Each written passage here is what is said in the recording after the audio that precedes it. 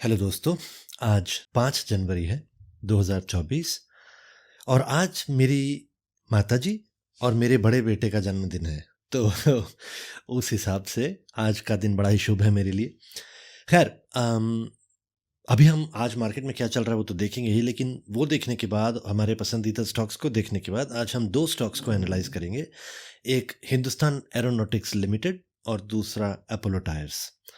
तो इन दोनों स्टॉक्स का फंडामेंटल और टेक्निकल एनालिसिस देखने के लिए वीडियो को अंत तक ज़रूर देखिएगा। तो आइए देखते हैं आज मार्केट में क्या चल रहा है। तो ये हमारा निफ्टी का चार्ट है। जैसे कि मैंने कल बताया था, ये टेम्पररी करेक्शन है। तो परसों करेक्शन हल्का सा हुआ, उसके बाद कल वैसे तो शुरुआत में जब हमने वीडियो बनाया था तब तो रेड कैंडल था, लेकिन जैसे कि आप देख रहे हैं दिन के अंत की तरफ ये कैंडल ग्रीन में तब्दील हो गया और अब आज फिर मार्केट ऊपर की तरफ बढ़ रहा है। तो अभी भी बुल रन कायम है।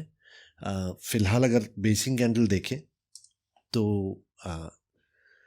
कोई सप्लाई जोन नज़र में नहीं है और अभी हमारा RSI 72 के आसपास है, तो ये काफ़ी अच्छा RSI है। तो अभी हमें कोई भी स्टॉक खरीदने से पहले अच्छी तरह सोच लेना चाहिए, क्योंकि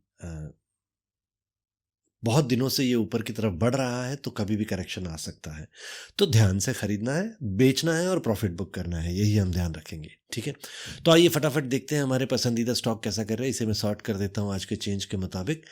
और हमारा सबसे पहला स्टॉक है डिवी स्लैब। ये जैसे कि हमने कल भी देखा, हल्का सा करेक्शन में था, आज भी ये करेक्शन में है, लेकिन डिमांड जोन से थोड़ा दूर है। इसका डिमांड जोन अगर आप ध्यान से देखें तो ये है, क्या है नंबर, ये 3,910 रुपये है। तो और इसका DATR 91 रुपये है। तो आज ये 3,900 तक जा तो सकता है, लेकिन सवाल ये है कि आप इसे अभी खरीदना चाहिए कि नहीं। तो इसका RSI अभी 68.27 है, तो ये बहुत ही हाई RSI है, तो अभी नहीं खरीदना चाहिए। तो इस डिमांड जोन को हम नज़रअंदाज कर देंगे और इंतज़ार करेंगे कि ये थोड़ा और नीचे आए या कोई नया लेवल बने। वैसे तो हाँ, बस। फिर टोरेंट फार्मा देखते हैं। टोरेंट फार्मा भी आज हल्का सा करेक्शन में है तो सही, लेकिन इसका बुल रन कायम है, तो फिलहाल करने के लिए कुछ नहीं। SRF बुल रन कायम, वोल्टास बुल रन कायम है।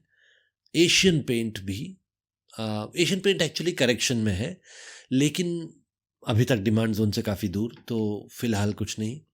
पिडिलाइट इंडस्ट्रीज़ करेक्शन में है, लेकिन डिमांड जोन से काफ़ी दूर, तो फिलहाल कुछ नहीं। कंटेनर कॉरपोरेशन करेक्शन में है तो सही, लेकिन डिमांड जोन से काफ़ी दूर, तो फिलहाल कुछ नहीं। टाइटन भी अपने बुल रन में कायम। टाटा कंज्यूमर भी अपने बुल रन में कायम है। बजाज फाइनेंस देखते हैं। बजाज फाइनेंस ने ऊपर के बॉलिंजर बैंड को छू तो लिया है और इसका RSI 54 है, तो लेकिन डिमांड जोन से दूर है, सप्लाई जोन से भी काफ़ी दूर है। इसका सप्लाई जोन यहाँ है। तो फिलहाल करने के लिए कुछ नहीं।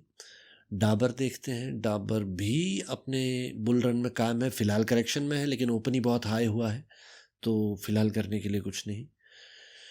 PI इंडस्ट्रीज़ देखते हैं। PI इंडस्ट्रीज़ अपने टारगेट और अपने डिमांड जोन से काफ़ी दूर, तो फिलहाल कुछ नहीं। हेवल्स भी अपने बुल रन में कायम है, लेकिन टारगेट से ज़्यादा दूर नहीं है, तो इसका टारगेट हमने लगाया था 1,466 पे। फिलहाल इसका चल रहा है 1,400। इसका DATR 30 रुपये के आसपास है, मतलब कल या परसों ये टारगेट मीट कर सकता है, तो देखते हैं। फिलहाल कुछ नहीं। ICICI बैंक थोड़ा सा चढ़ना वापस शुरू हुआ था, मुझे लगता है ये फिर अपने डाउनवर्ड ट्रेंड की तरफ बढ़ जाएगा।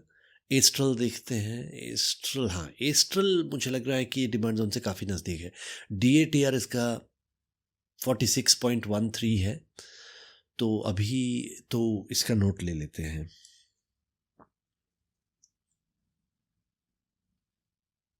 तो आज हम हिंदुस्तान एरोनॉटिक्स और अपोलो टायर्स देखेंगे, पर उससे पहले एस्ट्रल का नोट लेते हैं। एस्ट्रल बाय सम एट 1830.95, इसका नोट हमने कल भी लिया था। लेकिन कल ये प्राइस हमें मिला नहीं, तो आज एक बार फिर से कोशिश करेंगे। रिलायंस देखते हैं। चलिए, ये भी अपने बुल रन में कायम है। सफारी देखते हैं।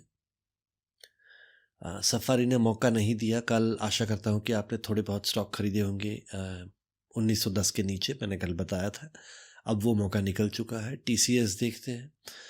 टीसीएस ऊपर चढ़ना वापस शुरू हुआ है, तो इसका करेक्शन अब धीरे धीरे कंट्रोल में आ गया है। और रामको सीमेंट भी साइडवेज, अपवर्ड साइडवेज बोल सकते हैं इसको, फिलहाल करने के लिए कुछ नहीं। ये थे हमारे पसंदीदा स्टॉक। अब आइए देखते हैं हम हमारे दो स्टॉक्स। एक है हिंदुस्तान एरोनॉटिक्स लिमिटेड और दूसरा है अपोलो टायर्स। इन दोनों का फंडामेंटल एनालिसिस और टेक्निकल एनालिसिस। तो हम हमेशा फंडामेंटल एनालिसिस से शुरू करते हैं। लॉग इन कर लेता हूँ। ठीक है। Hindustan aeronautics limited, HAL। तो Hindustan aeronautics limited is engaged in the business of manufacture of aircraft, helicopters and repair maintenance of aircraft and helicopters. ठीक है, ये मिलिट्री और इंडियन डिफेंस के लिए कॉन्ट्रैक्टर की तरह मान सकते हैं for airlines and helicopters. Defense program, being the only Indian company having specialized in aircraft manufacturing and providing its maintenance and related services. Research and development पे 6 से 7% इसका रेवेन्यू इन्वेस्ट होता है, तो ये अच्छी बात है। Memorandum with Safran to set up a joint venture intended for development, production, sales and support for the helicopter engines.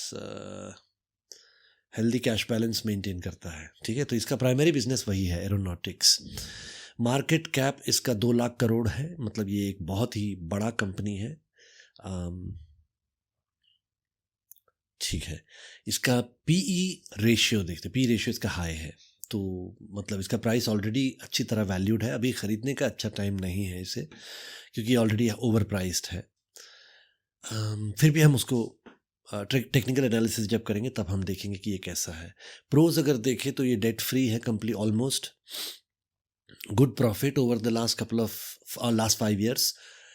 Good return on equity भी है। Company has maintained a healthy dividend payout. Company's working capital requirements have reduced from 98 to 38, मतलब 38 दिन का पैसा उनके पास अगर है तो वो बिजनेस कर सकते हैं। ये एक बहुत अच्छी बात है। पहले करीब 100 दिन का था पैसा चाहिए होता था, अब 38 दिन में काम हो जाता है उनका। तो पैसों की ज़रूरत जो है वर्किंग कैपिटल के लिए कम हो गई है। स्टॉक, ये अच्छी बात है।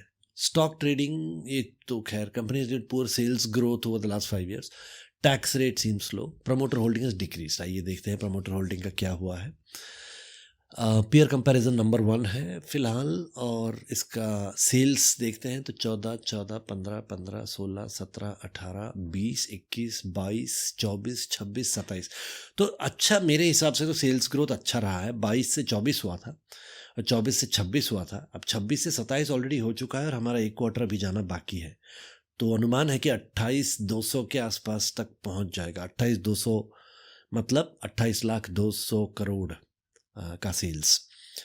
नेट प्रॉफिट देखें तो ये 2,500 करोड़, 3,000, 2,600, 2,300, थोड़ा सा नेट प्रॉफिट कम हुआ था यहाँ पर। उसके बाद 1998, 2,600, फिर 1987, 2,300, 2,800, 3,200, 5,000 करोड़, 5,800 करोड़, 6,000 करोड़। तो प्रॉफिट्स भी अच्छा खासा इंप्रूव हुआ है, कोई दिक्कत नहीं है, मुझे तो ठीक ही लग रहा है। बैलेंस शीट देखे, इक्विटी कैपिटल इसका बढ़िया है, ये सब तो ठीक है। लायबिलिटीज़ 43, ये लायबिलिटीज़ कम हुई है जैसे कि हम देख रहे हैं यहाँ पर, और फिर 46 थोड़ी सी बड़ी है।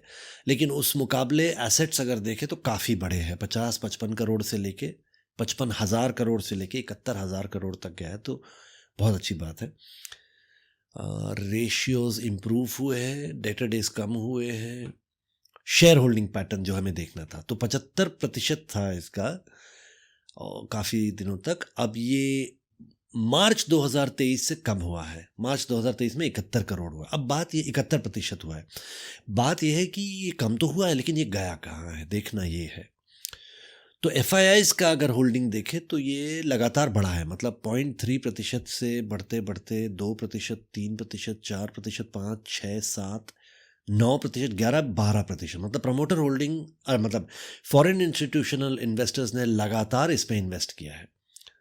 उसी तरह डोमेस्टिक इंस्टीट्यूशनल इन्वेस्टर्स देखते हैं 19, 20, फिर कम हुआ 5, फिर 18, 17, 15, 13, 12, 13, 10, 9, मतलब जो एफ खरीद रहे हैं वो डी बेच रहे हैं। तो अब पब्लिक का देखते हैं क्या रहा है। 4, 3, 17, 3, 3, 3, 4, 4, 5, 5, 6, मतलब पब्लिक का शेयर बढ़ा है और ये अच्छी बात मानी नहीं जाती है शेयर होल्डिंग पैटर्न में। अगर प्रमोटर शेयर कम हो और ये शेयर अगर एफ या डी को जाता है तो एक बार माना जाता है कि ठीक है, लेकिन अगर पब्लिक के पास गया है तो ये बहुत अच्छी बात नहीं। आइए इसका कॉर्पोरेट एक्शन देखते हैं। इसने एक बार स्प्लिट दिया है, 10 रुपये से 5 रुपये हुआ है, अभी भी फेस वैल्यू 5 रुपये है, मतलब और स्प्लिट्स मिलने की गुंजाइश है, आगे चल के हमें स्प्लिट्स मिल सकते हैं, ठीक है। तो ये अच्छी बात है। बोनस अभी तक उसने एक बार भी दिया नहीं है। 2014 में ये लोग कह रहे हैं बोनस इशू, पर मेरा ख्याल है जो 2014 में ये पब्लिक इशू आया था इसका, तो वही दर्शाया गया है। 2014 से 2023 में बोनस शेयर्स नहीं दिए, सिर्फ स्प्लिट्स एक बार दिए गए हैं। बहुत अच्छी बात तो नहीं है, लेकिन बहुत बुरी बात भी नहीं है, और फंडामेंटल लेवल पे ये स्टॉक इतना बुरा नहीं है, ठीक ठाक है। आइए टेक्निकल एनालिसिस भी कर ही लेते हैं इसका। तो हेल हिंदुस्तान एरोनॉटिक्स लिमिटेड, इसका मंथली चार्ट देखते हैं। मंथली चार्ट इसका अगर आप देखें तो 2023 की मार्च से ये दनादन बढ़ा है, मतलब 600 रुपये से बढ़ते बढ़ते 3000 रुपये तक गया है। तो ये बहुत तेज़ी से बढ़ा है। वीकली चार्ट देखते हैं। वीकली चार्ट में भी वही दिखा रहा है, ज़्यादा कुछ खास नया नहीं है। डेली चार्ट देखते हैं तो ये मौका हमसे छूट गया। यहाँ अगर हमने 700 रुपये में ये स्टॉक खरीदा होता तो आज हम 3000 रुपये पे बैठे होते, अक्टूबर से लेके जनवरी के बीच में।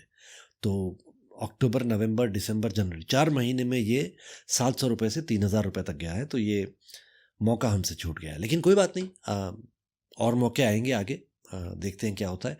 पर फिलहाल ये खरीदने लायक नहीं है, क्योंकि इसका अभी RSI अगर देखें तो 73% पे है, ठीक है। और इसी कारणवश हमने देखा था कि इसका जो अर्निंग रेशियो है, प्राइस PE रेशियो और EPS, अर्निंग पर शेयर, ये बहुत बढ़ा सडनली। तो अगर आप देखें अक्टूबर में इतना ज़्यादा नहीं था, ये 48 था, अभी सडनली बढ़ के 90 के आसपास चला गया है। तो ये काफ़ी बड़ा है अर्निंग पर शेयर रेशियो। जब ये फिर से नीचे आएगा तब हम इसे ख़रीदेंगे, तो इसे नज़र में रखते हैं फिलहाल। इसका एक कहीं पे डिमांड जोन अगर बना के रख पाते तो ठीक रहता है, पर मेरा ख्याल है यही एक डिमांड जोन है जो ठीक ठाक सा है। बहुत अच्छा तो ये भी नहीं है असल में, पर चलिए इसको मान के चलते हैं। इसको माने या इसको माने, देखते हैं। जैसे ज़्यादा फर्क तो नहीं है। क्या हो गया इसको?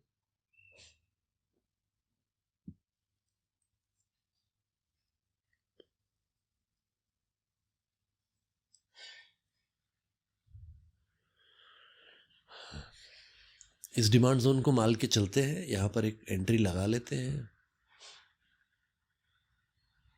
1850 पे, ठीक है। अगर ये 1850 पे वापस लौट के आता है, वैसे तो यहाँ पर भी कुछ डिमांड जोन्स है।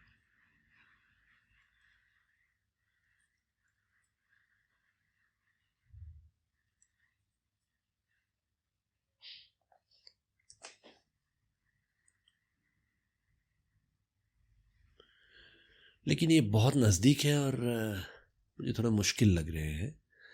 यहाँ पर एक और डिमांड जोन है, इसको हटा देते हैं, और यहाँ एक और डिमांड जोन,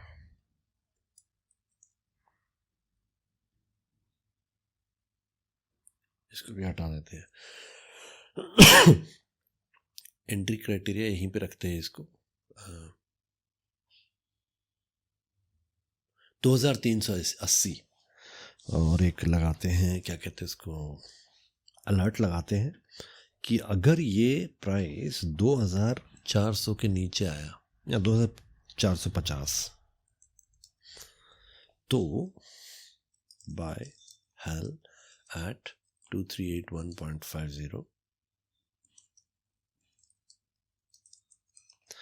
एक अलर्ट लगा के रखा है। इसका DATR 83 रुपये है। अब ये 3000 के ऊपर है, मतलब 3980 के आसपास के जाएगा। ये इतना नीचे तो जाएगा नहीं, 2300 तक।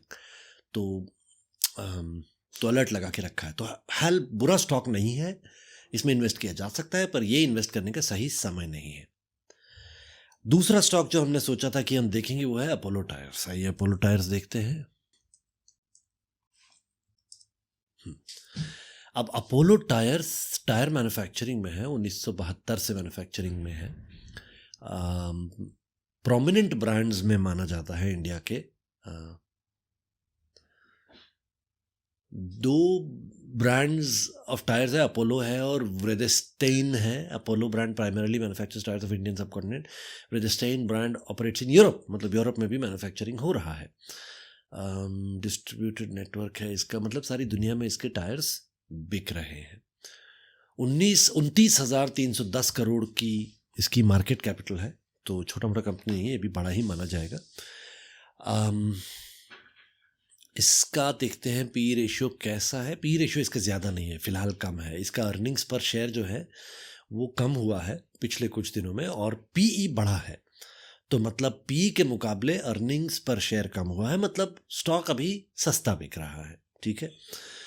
कंपनी का डेट रिड्यूस हुआ है, कंपनी ने हेल्दी डिविडेंड पे आउट मेंटेन किया है। डाउन साइड पे अगर देखें तो सेल्स थोड़ा सा कम हुआ है पिछले 5 सालों में।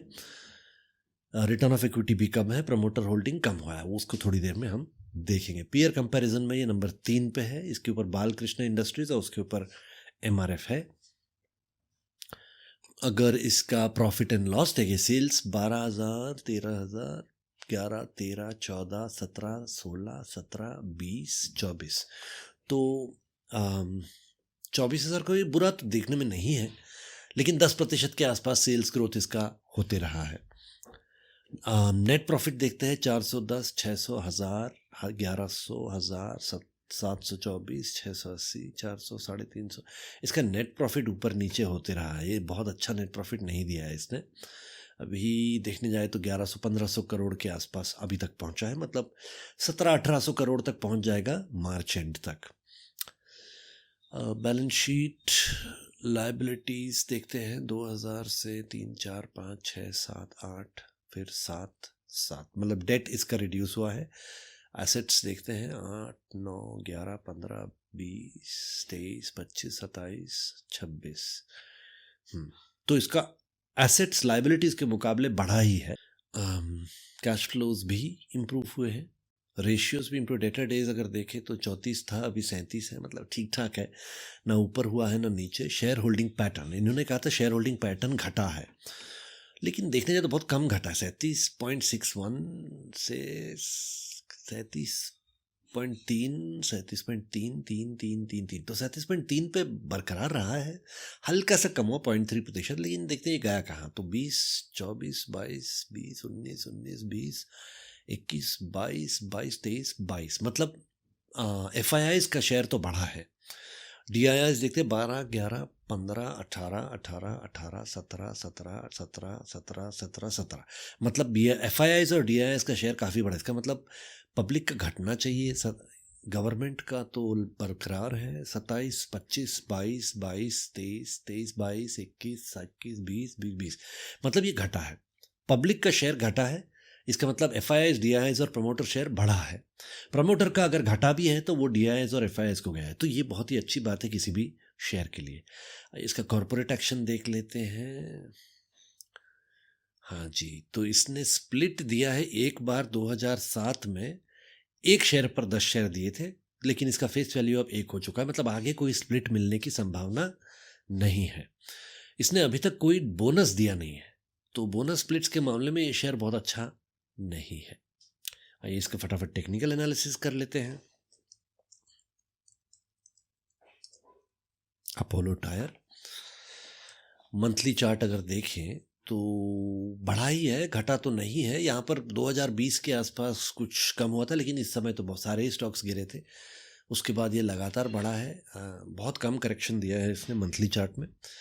वीकली चार्ट देखते हैं। वीकली चार्ट भी इसका लगातार बढ़ा ही है, लेकिन यहाँ कोई डिमांड जोन की बनने की, यहाँ पर क्या है, इसको एक डिमांड जोन बनाया जा सकता है। डेली चार्ट देखते हैं तो डेली चार्ट में अगर आपको इसमें इन्वेस्ट करना, यहाँ पर एक डिमांड जोन बना था, लेकिन ये डिमांड जोन टेकआउट हो गया यहाँ पर, तो यहाँ से इस डिमांड जोन को छूते ही ये रिएक्ट कर गया, तो अब कुछ नहीं है। यहाँ पर एक डिमांड जोन है तो सही, लेकिन बेकार डिमांड जोन है, क्योंकि इतना तेज़ी से ऊपर नहीं गया है यहाँ से, तो कोई खास लेवल तो फिलहाल नहीं है खरीदने के लिए। और इसका अभी फ़िलहाल RSI भी बहुत हाई है, 58 के आसपास है, 57.55। तो अभी फ़िलहाल कोई लेवल नहीं है, इसके ऊपर हमें थोड़ी नज़र रखनी पड़ेगी। ठीक ठाक स्टॉक है, बुरा स्टॉक नहीं है। यहाँ पर एक डिमांड जोन है बहुत नीचे, यहाँ पर भी एक अनएक्सप्लोर्ड डिमांड जोन है तो सही। यहाँ पर देखें तो एक और डिमांड जोन बन रहा है, लेकिन बहुत सारे बेसिंग कैंडल है और ये टेकन आउट है, तो कुछ नहीं हो सकता। बस यही है। तो अपोलो टायर्स बुरा नहीं है, अच्छा है, लेकिन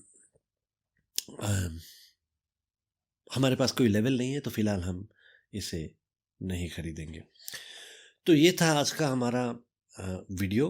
हमने देखा कि हमारे पसंदीदा स्टॉक ठीक ठाक कर रहे हैं, मार्केट अभी ऊपर की तरफ बढ़ रहा है, तो हमें कोई भी स्टॉक खरीदने से पहले अच्छी तरह सोच लेना चाहिए। खरीदने के लिए सिर्फ एक ही स्टॉक हमने आज देखा, और वो था एस्ट्रल, जिसे हम 1830 रुपये 95 पैसे में खरीदेंगे। उसके अलावा हमने आज देखा अपोलो टायर्स और Hindustan aeronautics limited. Hindustan aeronautics limited ने एक बहुत अच्छा अपॉर्चुनिटी दिया था, जिसको हम पकड़ नहीं पाए और वो हमारे हाथ से छूट गया, लेकिन कोई बात नहीं। हम टिप्स के ऊपर विश्वास तो करते नहीं हैं, तो कोई तरीका ही नहीं था कि जिससे हम प्रेडिक्ट कर सके कि ये इतना ऊपर जाएगा। तो फिलहाल हम हिंदुस्तान एरोनॉटिक्स पे नज़र रखेंगे और आगे मौका मिला तो स्टॉक खरीदेंगे। आशा करता हूँ आपको मेरा वीडियो पसंद आया होगा। अगर पसंद आया तो लाइक, शेयर और सब्सक्राइब करना ना भूलें। बेल आइकन पे क्लिक कर दें ताकि नोटिफिकेशन मिल जाए जब भी मैं नया वीडियो निकालूं। एक बार फिर से याद करा दूं कि मैं कोई सर्टिफाइड या क्वालिफाइड इन्वेस्टमेंट एडवाइज़र नहीं हूं। मैं सिर्फ अपना लॉजिक बताता हूं कि कैसे मैं इन्वेस्ट कर रहा हूं। अगर आपको लॉजिक पसंद आता है तो अपने फाइनेंशियल एडवाइज़र से बात ज़रूर कीजिए उस स्टॉक्स के बारे में, उस आइडियाज़ के बारे में, क्योंकि स्टॉक मार्केट में कोई गारंटी नहीं होता है, कभी भी कुछ भी हो सकता है। मेरा इन वीडियोस को बनाने का उद्देश्य सिर्फ इतना है कि हम सभी लोग स्टॉक मार्केट से ढेर सारा पैसा बनाते रहें।